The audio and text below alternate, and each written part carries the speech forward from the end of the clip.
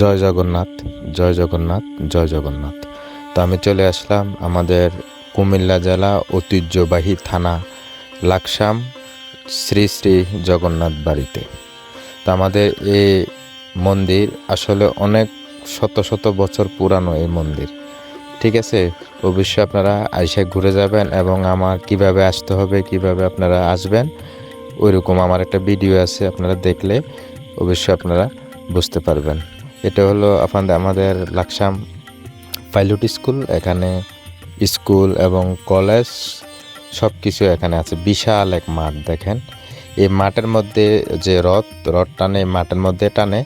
কিন্তু আপনাদের কাছে অনুরোধ, যারা লাকসামে আছেন অথবা কুমিল্লাতে যারা রথ টানার জন্য লাকসামে যাইবেন, আপনারা খুব সাবধানে রথ টানবেন। গতবার কিন্তু রথের নিচে, চাকার নিচে পইরা কিন্তু একটা লোক, কিন্তু একটা ছেলে কিন্তু মারা গেছে। তো এরকম কিছু করেন না, যেহেতু একজনের জীবন চলে যাবে অথবা আহত হবে, একটা ফ্যামিলি সমস্যা হবে, এরকম কিছু করেন না। আপনারা সাবধানে রড টানবেন, ঠিক আছে। প্রয়োজনে যদি টানতে না পারেন সাইডে দাঁড়ায় থাকবেন, দেখবেন। আসলে রড টানাটা মূলত বিষয় না, যে রথের দড়ি ধরবো টানবো, সেটা আসলে মূলত বিষয় না।